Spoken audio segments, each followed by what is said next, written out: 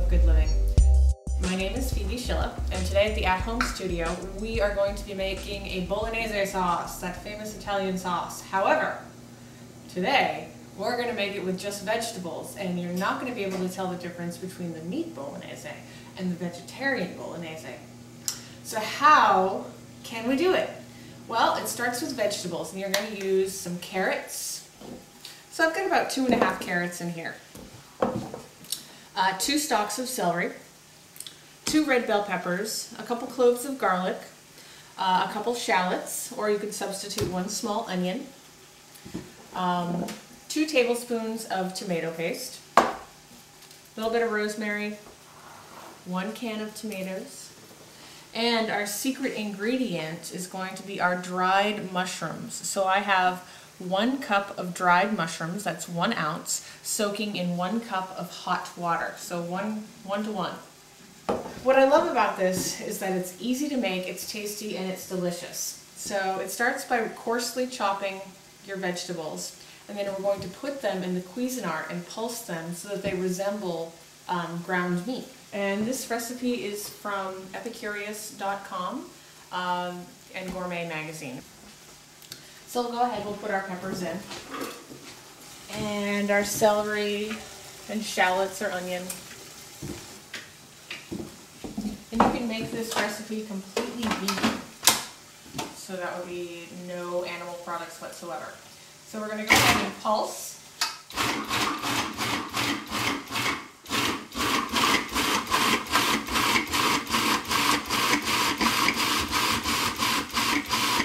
So it looks like this. It really is, pretty finely ground, so it starts to look like ground meat pieces. You don't want to get it to the point where it's all just like mush. You don't want mush, you want it to have some texture. So I just turned the stove on. I'm going to use about a tablespoon or 2 of olive oil. Oh, there we go. And you're going to start to saute the vegetables. Draw the liquids out and just let it cook down for about 10 or 12 minutes. And after about 5 or 6 minutes, we're going to go ahead and put a lid on this and just let the let the vegetables continue to cook so that the flavors deepen and the vegetables start to caramelize just a little bit, so that adds flavor to the sauce. While that's happening, we're going to take our mushrooms that have been soaking. We're going to squeeze the liquid out of them. And dried mushrooms often have a lot of grit and dirt to them. So I'm going to rinse these mushrooms off, and we will be using the soaking liquid, but we're going to strain it to remove any grit, because you don't want grit in your pasta. Come on now. Okay, so let's go ahead and rinse the mushrooms.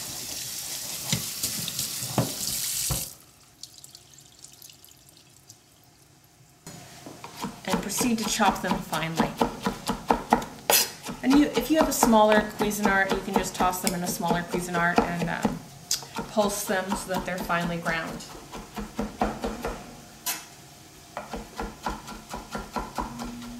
And these dried mushrooms are porcini mushrooms, which are known as ceps in France. You'll see them labeled as porcinis or ceps, that's C-E-P-E-S.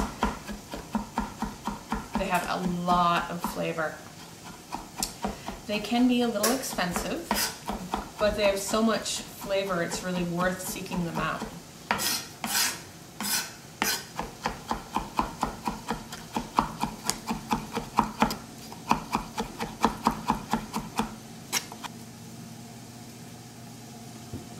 Okay, so our vegetables have dried out, so the liquid has evaporated, and we're ready for the next step. So we're going to add 2 tablespoons of tomato paste, and tomato paste is a thickener, and it's going to make us have a very rich sauce. And you want to cook the tomato paste a little bit, so make sure it's well mixed in with the vegetables. And then we're going to let it cook. cooking the tomato paste will just cook the raw tomato flavor out of it. It'll deepen the flavor of the sauce. And you can see how the bottom of the pan is a little golden, and that's because of our tomato paste.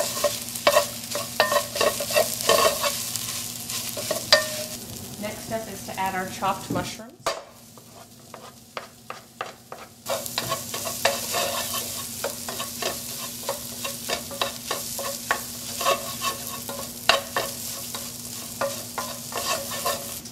And next we'll add about half a cup of red wine.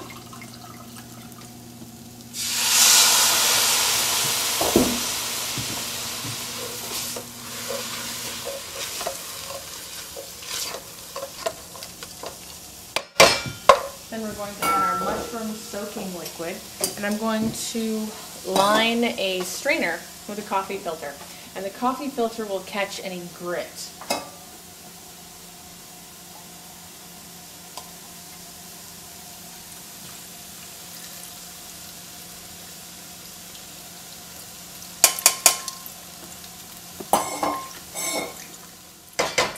You can always go tap, tap, tap on the side of a strainer to agitate your liquid, and then it will go through the strainer a little bit more easily.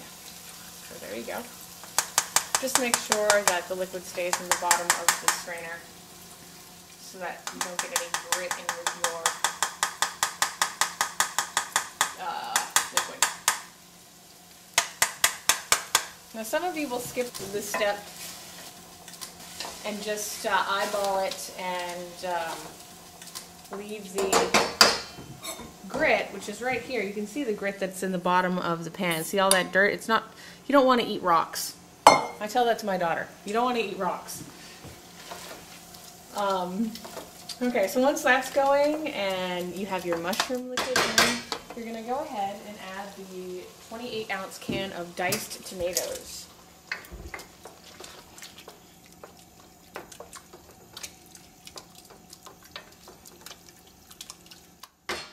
And see, doesn't it look like meat sauce? It looks just like meat sauce. Let's season with salt and pepper. It's always good to season during cooking and not after cooking. If you season during cooking, the sauce will be more fully flavored, more fully realized, instead of just seasoning at the end. When you just season at the end, it's like adding this top note of flavor. There's no depth to it. So you really want to season throughout the cooking process. And that was the first time I had added salt. I could have added it earlier. And we'll grind some pepper in here too.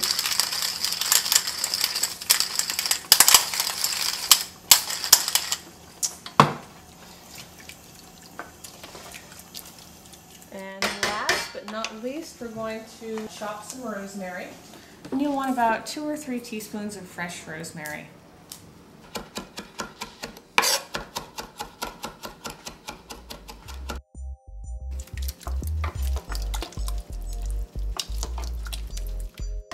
And let that simmer for another 15 or 20 minutes.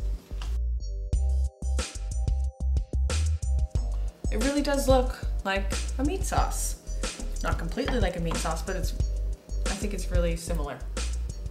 And we'll just put that on our pasta.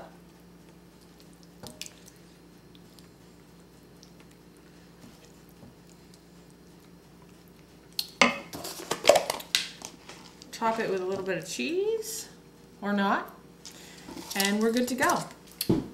So enjoy. I hope you make this for yourself, your family, and anyone that you love. Thanks for joining me today at the Studio of Good Living, and I hope to see you next time.